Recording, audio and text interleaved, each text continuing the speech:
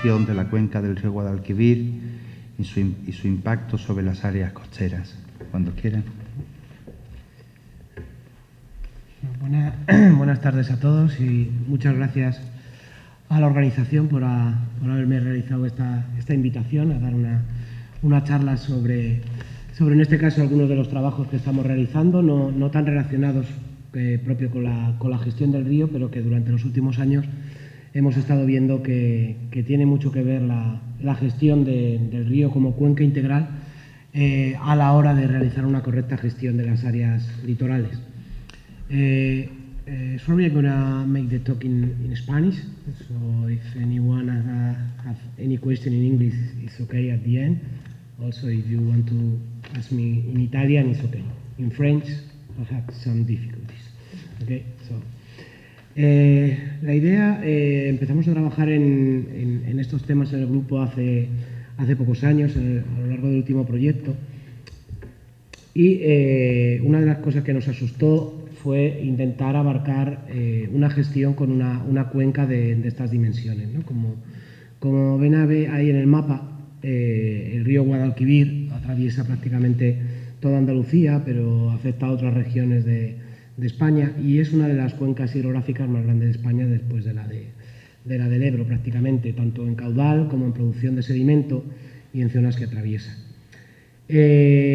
Por ello, como veremos a lo largo también de la presentación, atraviesa tanto usos como suelos, como climas un poco diferentes, ¿no? Dicha cuenca está básicamente encajada entre dos zonas, ¿no?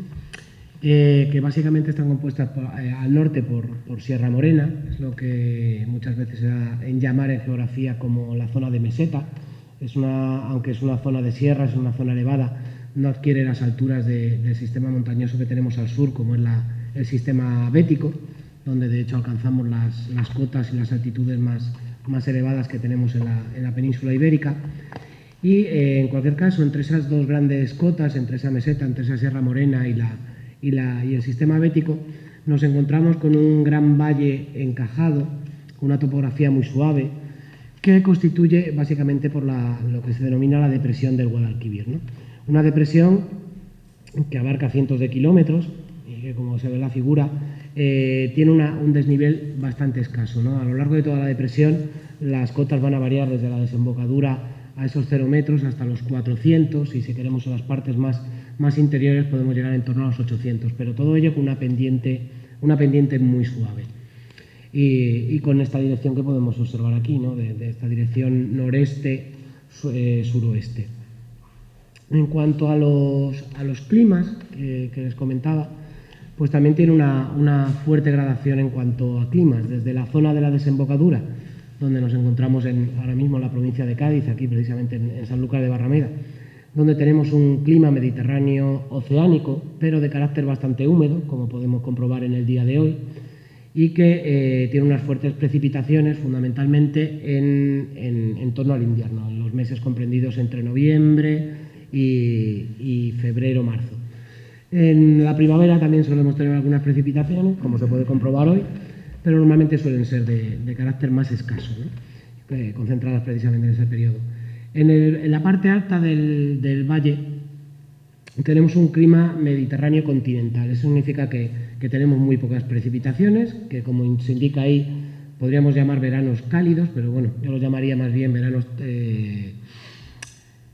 infernales, porque son las zonas de la península ibérica donde se alcanzan las mayores temperaturas. Estamos hablando de unas temperaturas por encima de los 50 grados, alrededor de los 50 grados centígrados en algunos veranos. Y que esto es muy importante porque, como veremos a continuación, condiciona mucho la evapotranspiración, es decir, genera una cantidad de evaporación que en muchas de las zonas de la cuenca del Guadalquivir las va a dejar prácticamente secas a lo largo de todo el año. En cuanto a las sierras béticas, que tenemos al sur, serían las zonas precisamente de mayor altura, y claro, tenemos un condicionante montañoso, ¿no?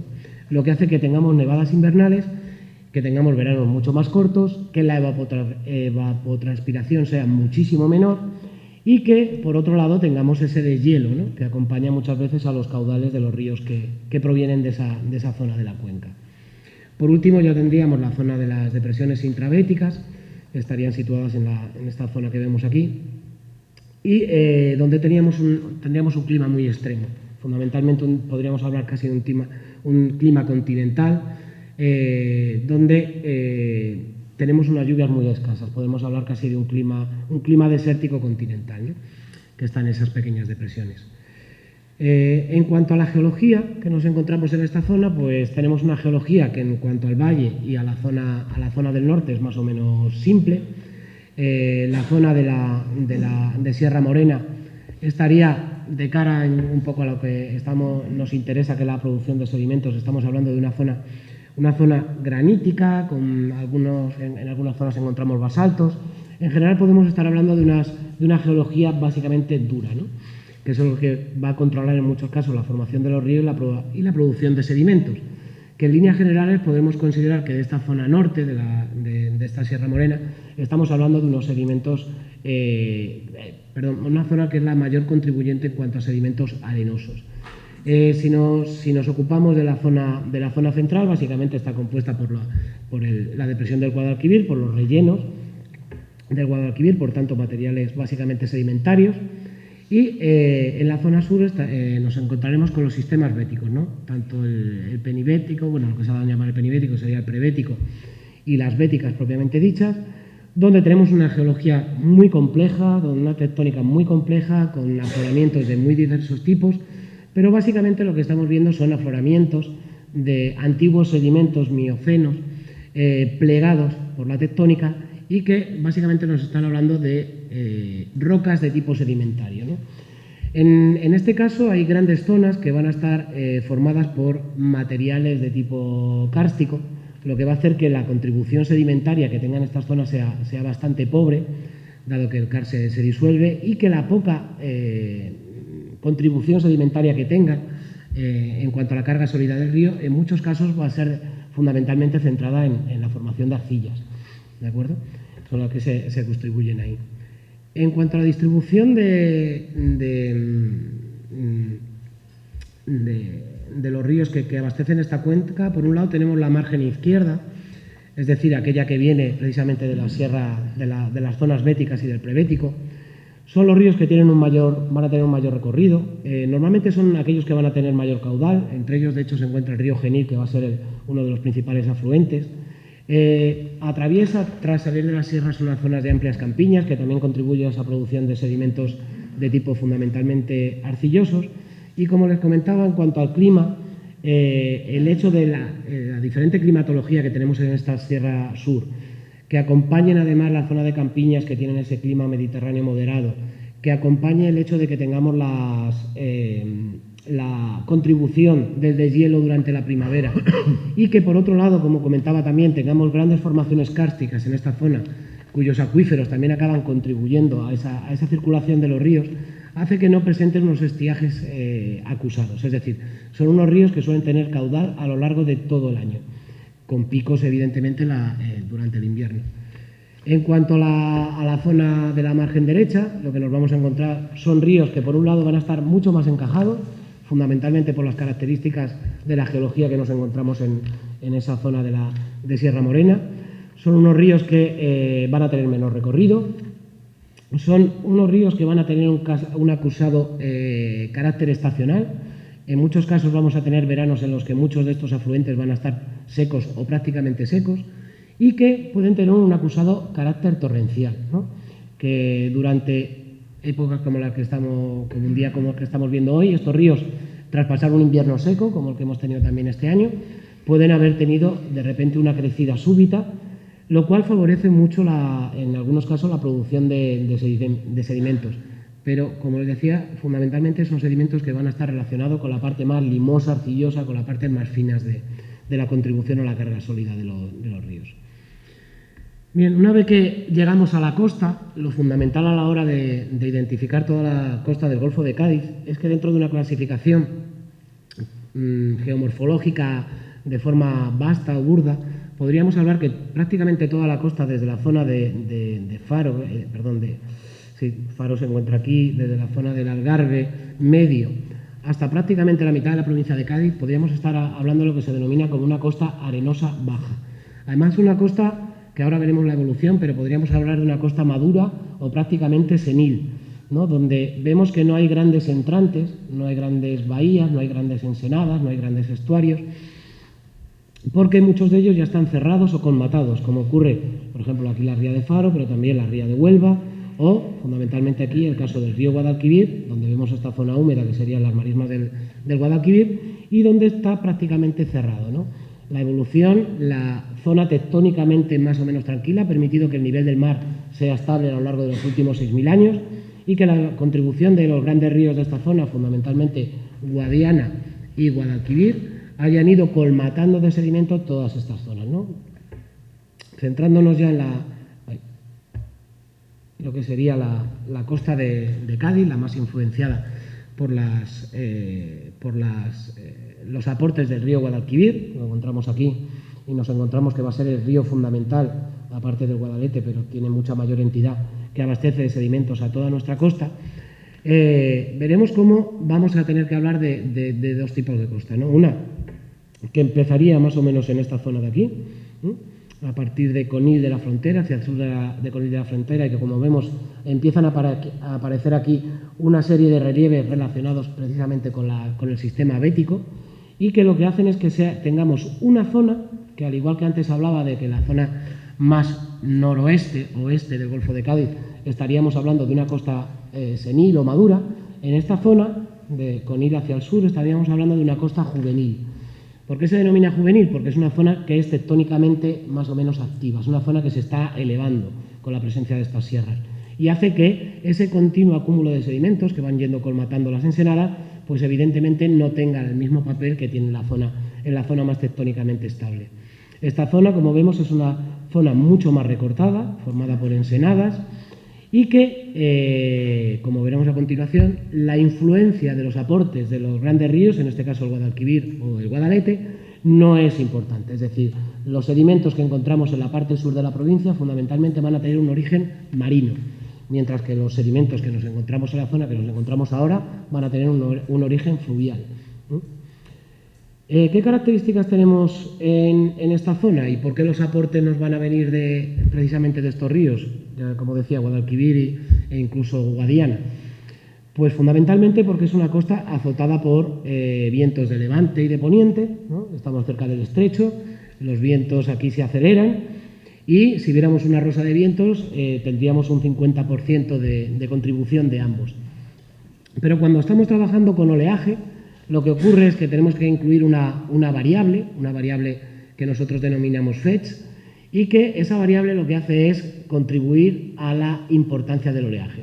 Debido a la distancia que tenemos desde el estrecho de Gibraltar, que está aquí, los vientos de levante, aunque son incluso más fuertes que los de poniente, generan alturas de ola que normalmente van a estar por debajo del metro de altura, ¿no? Es decir, no va a generar grandes condiciones energéticas. Sin embargo, las condiciones de poniente van a tener un fetch, una zona de actuación, una zona de generación del oleaje que nos puede llevar a amplitudes que nos abarcan todo el Atlántico. Con lo cual, la energía que van a traer o transportar este oleaje, como podemos ver en esta rosa de oleaje, es de mucha mayor intensidad, ¿no? Los grandes temporales van a venir de esa zona. ¿Y a qué contribuyen precisamente esa mayor energía del oleaje que proviene de esas zonas? Pues fundamentalmente a las direcciones de la corriente de deriva litoral.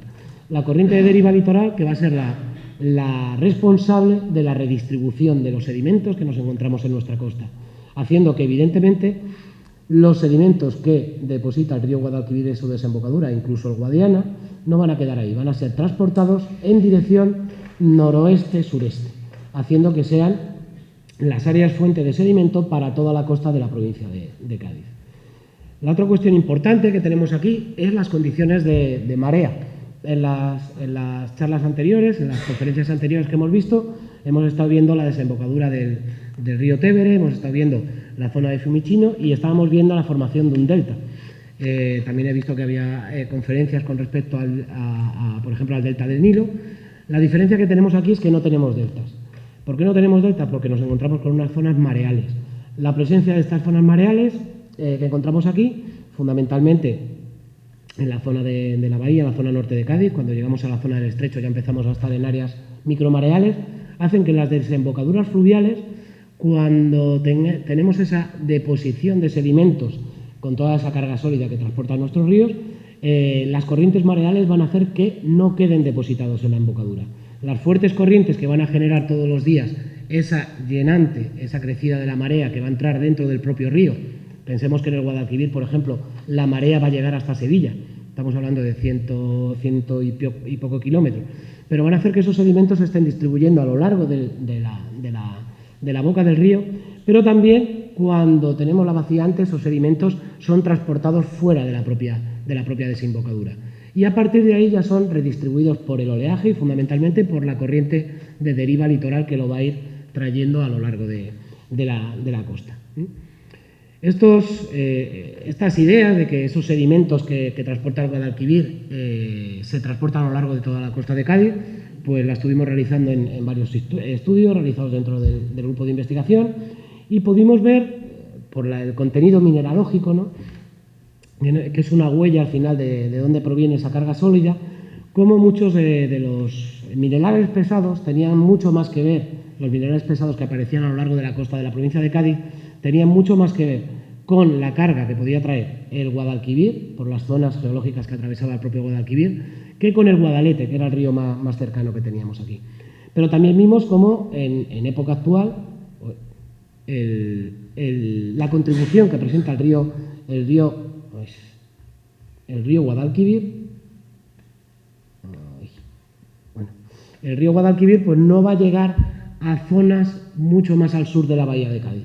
Actualmente los sedimentos que provienen del río Guadalquivir hemos comprobado a través de la composición mineralógica de las playas de nuestro entorno cómo prácticamente no van más allá la contribución del Guadalquivir de la bahía de Cádiz.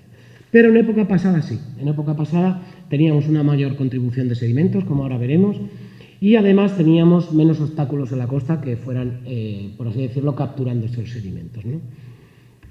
Centrándonos en la evolución de la bahía de Cádiz, ¿no?, pasamos de una época, la que aparece a su izquierda, sería aproximadamente una época hace unos 10.000 años, una última regresión marina, donde nos encontramos de toda la bahía de Cádiz está básicamente formando una llanura fluvial, ¿no?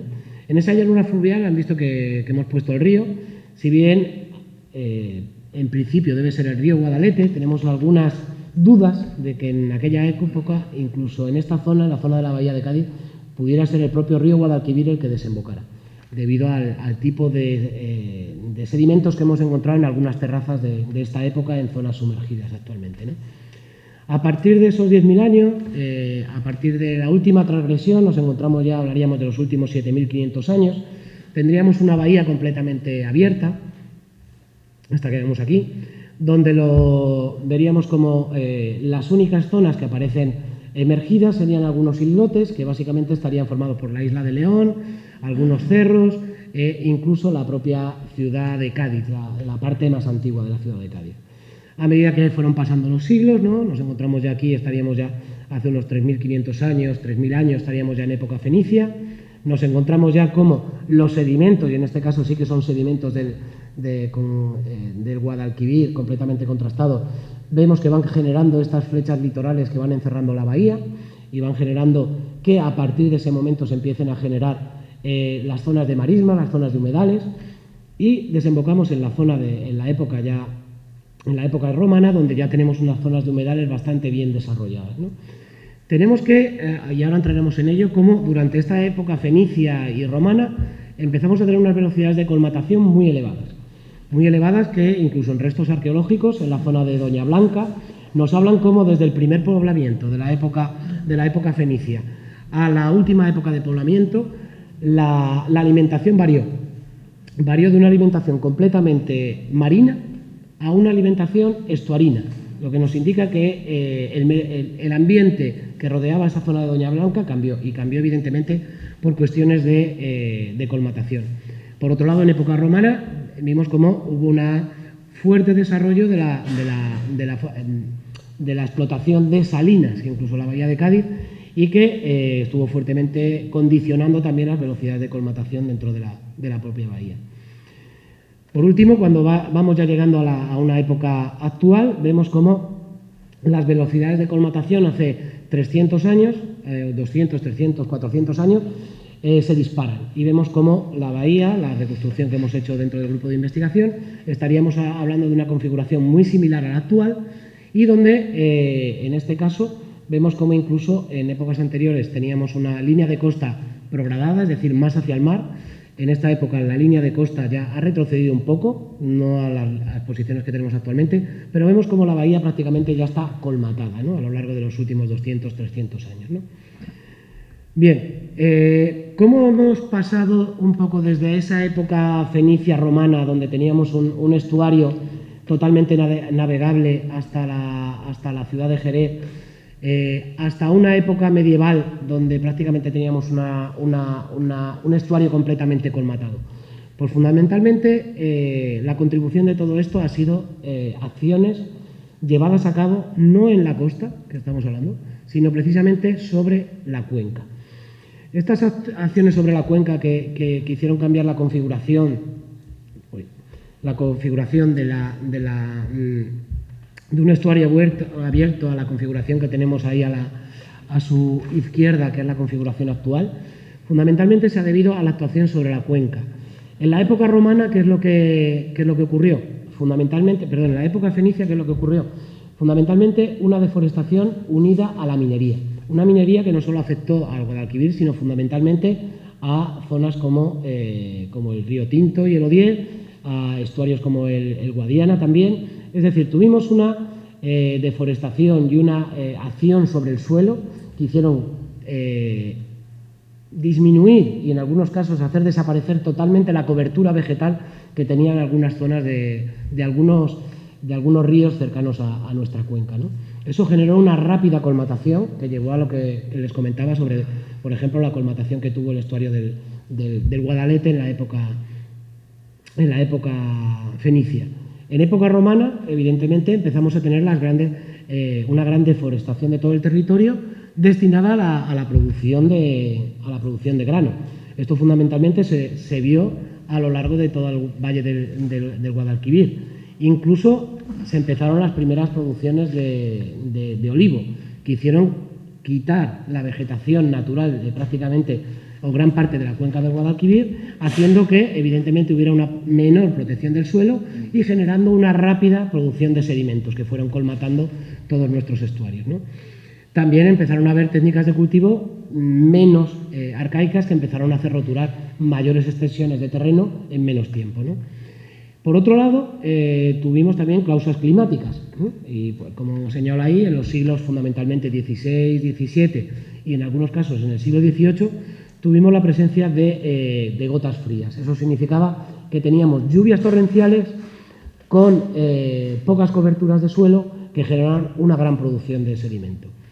Pero en esta época además me quiero detener un poco, ¿no? En el siglo XVI y XVII hubo posiblemente una de las mayores deforestaciones que hemos tenido en nuestro país, ¿no? La primera fue quizá en época romana, pero la mayor se produjo en torno al siglo XVII y XVIII. Esa deforestación fundamentalmente se debió y ya que estamos en Sanlúcar, es importante resaltarlo, a la carrera de Indias, ¿no? Se necesitaba la construcción de buques, se necesitaba también una cierta, incluso utilizar esa madera para la calefacción, para la propia industria que se estaba desarrollando, y se produjo una fuerte deforestación de toda la cuenca. Solo hay que pensar que, por ejemplo, en el caso de las sierras de Cazorla, donde nace el río Guadalquivir, en algunas zonas de ellas había zonas que dependían de la Marina Española. Es decir, esos bosques pertenecían a la Marina Española destinados fundamentalmente a la construcción de buques, ¿no? Esto nos indica la fuerte deforestación, las causas que tuvieron a lo largo de esos siglos y que generaron un cambio en nuestras costas como el que tenemos ahí, ¿no? Estábamos pasando a una zona, como tenemos aquí esta Torre Vigía, que de hecho está en la Torre Vigía de Carboneros, que se encuentra aquí en la Flecha de Doñana, una torre vigía que se construyó en época musulmana y que evidentemente se construyó en una zona cercana a la costa. Actualmente está a más de 1,5 kilómetros de la costa, es decir, hemos tenido una progradación, ha habido una gran producción de sedimentos que hicieron que la costa creciera, ¿no? Y sin embargo ahora estamos en una situación contraria, ¿no? La tendencia ha cambiado en el siglo XX. Esta tendencia, como vemos aquí, queda clara. Esta es en la playa de Cádiz, en la playa de Cortadura, de la ciudad de Cádiz, donde vemos el resto del acueducto romano durante un temporal en el año 1996, que indicaba que el acueducto estaba en la playa, ¿no? Y ahí hay un resto de calzada. Evidentemente el acueducto no estaba en la playa. Los romanos no construían acueductos en las playas, como en todo caso lo hubieran construido en la zona de dunas, lo cual nos indica una erosión. ¿Y cuál es la causa de la erosión que hemos tenido, ¿no? Pues fundamentalmente tiene que ver con la regulación del río Guadalquivir. Como decía, es uno de las mayores cuencas de nuestro país y también es uno de los mayores productores de sedimento, ¿no? de nuestras costas. Vemos cómo desde fundamentalmente los últimos 50 años, a lo largo de la cuenca del Guadalquivir, no solo el Guadalquivir, donde solo aparece el pantano del Tranco de Vea, se han ido construyendo numerosos embalses, ¿no? Aquí he puesto los más importantes, pero recordad que hay más de 50 embalses a lo largo de la cuenca del Guadalquivir. Todos ellos, quitando alguno que se empezó a construir en los años 20, 30, la mayoría se empezaron a construir a partir de la década de los 40, 50. Y empezaron fundamentalmente a regular todos esos ríos, intentando en algunos casos evitar esa estacionalidad tan clara que veíamos, en otros destinado a la producción de electricidad, pero fundamentalmente lo que acabaron generando es un grave problema de erosión. Además, un grave problema que no dejen de tenerlo en mente, fundamentalmente se va a basar en un paso drástico de una producción de sedimentos por encima de lo normal, por la deforestación, a un paso de una mayor a un corte drástico en la llegada de sedimentos a las costas, ¿no? Esto no lo estamos inventando, es decir, esto se puede ver a lo largo de estudios que se están haciendo en diferentes cuencas a lo largo de toda España. Como dice ahí el libro blanco del agua, prácticamente tenemos una tasa de colmatación de nuestros embalses del 0,16% respecto al volumen inicial. Y aquí tenemos algunos datos, ¿no? Donde algunos de la cuenca del Guadalquivir vemos cómo están a menos del 1% de su capacidad, ¿no? Bueno, yendo a los problemas de erosión que tenemos en la costa y que han venido generados fundamentalmente por este corte drástico en la producción de sedimento, pues nosotros hemos hecho un análisis a lo largo de toda la costa de Cádiz, analizando fotos aéreas desde el año 56, y el resultado que tenemos es este, ¿no? Dando un repaso rápido, lo que podemos observar es que fundamentalmente los mayores problemas de erosión se van a centrar fundamentalmente en las cercanías de la desembocadura de los grandes ríos, Guadalquivir y Gran Río, vamos a llamar al Guadalete porque estamos hablando de la provincia de Cádiz, y en el momento que nos alejamos, como decía, de la zona de Conil, empezamos a tener zonas mucho menos problemáticas y fundamentalmente relacionadas, en estos casos, con algunas obras de ingeniería portuaria, ¿no? Ya no relacionadas con el abastecimiento directo del sedimento, ¿no? Simplemente por apuntar algunos datos, tenemos aquí el dato, por ejemplo, de la flecha de Levante, la flecha de Valdelagrana, donde tenemos tasas medias al año de 6,2 metros al año de retroceso costero. En algunos casos hemos tenido épocas de 12 metros al año, es decir, esto es una auténtica barbaridad. La zona precisamente de la desembocadura del Guadalquivir también es una de las zonas más problemáticas, aquí en la zona de Punta Montijo, donde tenemos retrocesos de 1,5 metros al año, la flecha de Camposoto, donde tenemos retrocesos de 1,1 metros al año, y aquí para que vean simplemente la zona de Sanlúcar, Chipiona, donde vemos cómo toda la costa es erosiva. Es decir, todas las playas de la costa entre Sanlúcar y el puerto de Santa María tienen tasas más o menos elevadas, pero todas de retroceso. También en la zona sur de la bahía de Cádiz nos encontramos. Y por último, resaltar un problema que estamos encontrando en los últimos años y que va a ser también la falta de sedimentos que están teniendo nuestros humedales. Es decir, los humedales hemos podido comprobar que son una estupenda medida de protección, de autoprotección contra la subida, el ascenso del nivel del mar. Si tenemos sedimentos suficiente, a medida que el nivel del mar aumenta el humedal, las marismas crecen en altura, pero si tenemos una falta de sedimentos, como está ocurriendo, vamos a tener evidentemente una inundación de esos humedales y una pérdida de espacios de marismas. ¿Cuáles son las predicciones a futuro? Pues hablando del cambio climático, nos encontramos que estas son las predicciones que tiene el Ministerio de Medio Ambiente español. Observamos que para la zona del Golfo de Cádiz estamos teniendo una disminución de la altura de ola, por lo tanto tendríamos una menor erosión de nuestras costas. Recordemos que para la zona de Cádiz tenemos una tasa de aumento del nivel del mar en torno a 1 milímetro al año, es decir, es una tasa de ascenso del nivel del mar, pero no preocupante. Pero lo que hemos podido ver en nuestros estudios es que no hay una disminución de los temporales, ¿no? Si en vez de estudiar, como ha hecho el Ministerio de Medio Ambiente los últimos 50 años a partir de datos de HIPOCAS, que es un proyecto que hubo europeo, utilizamos datos históricos de los últimos 100 años, observamos que la tendencia es más o menos estable, es decir, las alturas de ola se van a mantener. Vamos a tener periodos donde haya temporales, periodos que haya menos, pero fundamentalmente nos están indicando que, cogiendo un registro largo en cuanto a las alturas de ola, observamos que no va a haber una tendencia clara. Al contrario, parece que se mantienen. Por tanto, no tenemos un problema en cuanto a un aumento de energía, de temporales. No tenemos un grave problema en cuanto a ascenso del nivel del mar, aunque tenemos ese problema del ascenso del nivel del mar.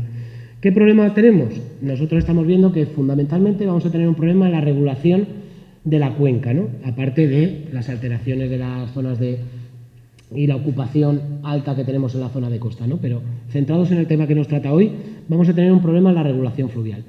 Una, por el cambio climático. Eso sí que está claro que vamos a tener, o parece ser que vamos a tener, menores precipitaciones. Eso va a influir fundamentalmente en una menor producción de carga de sólidos para el río. Pero también en la regulación de la cuenca. Actualmente parece que no se van a crear más embalses. Parece que la tendencia no es crear más embalses a lo largo de la cuenca del Guadalquivir. Pero, sin embargo, sí que estamos teniendo numerosos proyectos por parte de tanto Ministerio como Consejería para evitar la pérdida de suelos por erosión, ¿no? Estamos cada vez trabajando con prácticas agrícolas que impidan la producción de sedimentos. Por tanto, la tendencia que vamos a tener fundamentalmente en los próximos años va a ser una disminución también de la carga de sólidos, tanto por razones climáticas como por la regulación fluvial. Es decir, vamos a seguir abocados a unos problemas de erosión que, con las previsiones además del cambio del nivel del mar, nos van a llevar en algunos casos a generar problemas graves en cuanto a algunos asentamientos humanos como este que nos encontramos al norte de la bahía de Cádiz. Y nada más, que creo que me estaba pasando un poco de tiempo. Muchas gracias.